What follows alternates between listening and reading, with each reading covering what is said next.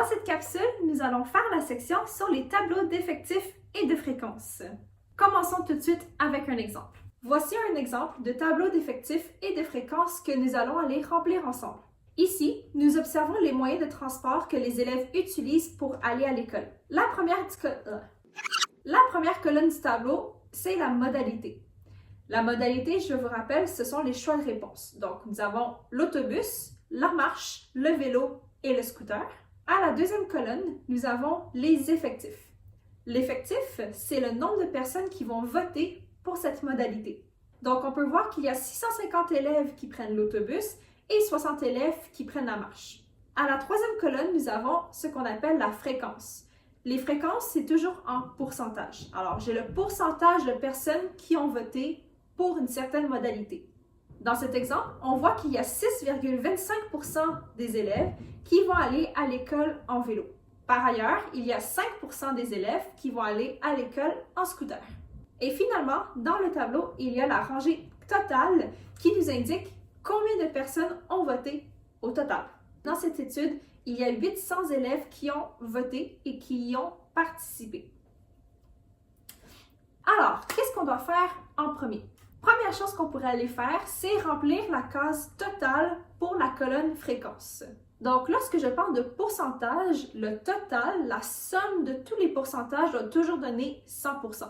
C'est impossible de finir un sondage avec plus que 100% des votes. Sachant que j'ai 650 élèves sur 800 qui prennent l'autobus, je veux savoir ce nombre représente quel pourcentage. Alors, pour faire ça, il y a deux manières. Méthode numéro 1. On pourrait notamment le faire avec des proportions. Je vous rappelle, le mot proportion, c'est juste le langage mathématique pour dire produit croisé. Si je voulais utiliser un produit croisé pour trouver ma fréquence, voici les fractions que je devrais aller établir. Premièrement, le premier numérateur sera le nombre d'élèves qui sont affectés.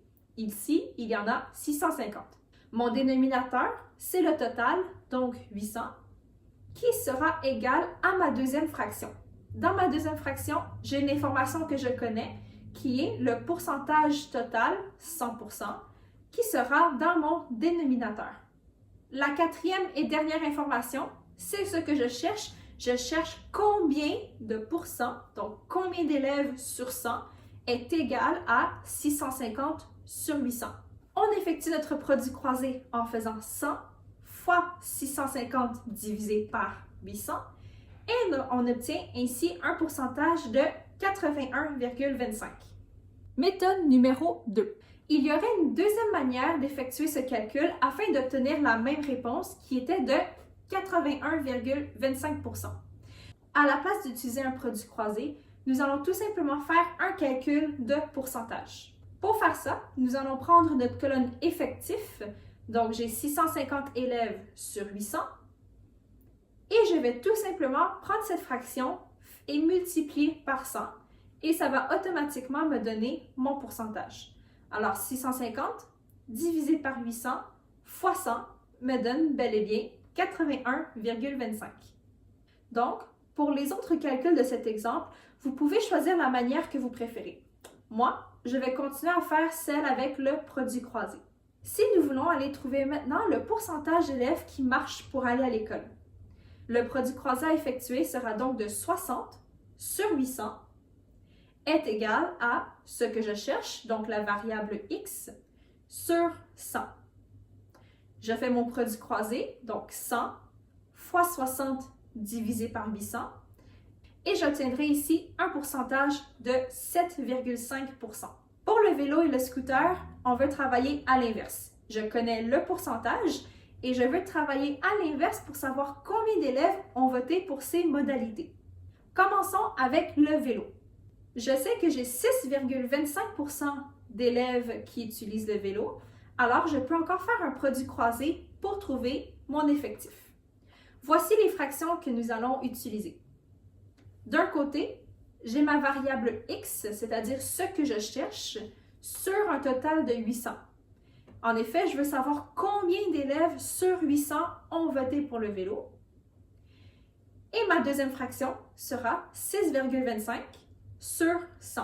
C'est mon pourcentage. Pour faire mon produit croisé, je fais 6,25 fois 800 divisé par 100 et j'obtiens ici une réponse de 50 élèves.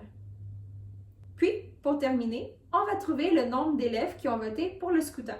Il y a 5% d'élèves qui ont voté pour cette modalité, alors mon produit croisé à faire sera de x sur 800, combien d'élèves sur 800, est égal à 5 sur 100. En effectuant ce produit croisé, on obtient une réponse de 40 élèves. Afin d'être 100% certain que toutes nos réponses sont bonnes, nous devons aller additionner chacune des colonnes et s'assurer qu'on obtient le bon total. Donc, si je regarde la colonne effectif, j'ai 650 élèves, plus 60, plus 50, plus 40, et lorsque je les additionne, ça me donne bel et bien 800. Donc, je sais que ma réponse est bonne. Dans la colonne de fréquence, j'ai 81,25, 7,5, 6,25 et 5. Lorsque je les additionne, ça me donne bel et bien 100%. Et donc, je suis certaine de ne pas avoir fait d'erreur dans le calcul de cette colonne.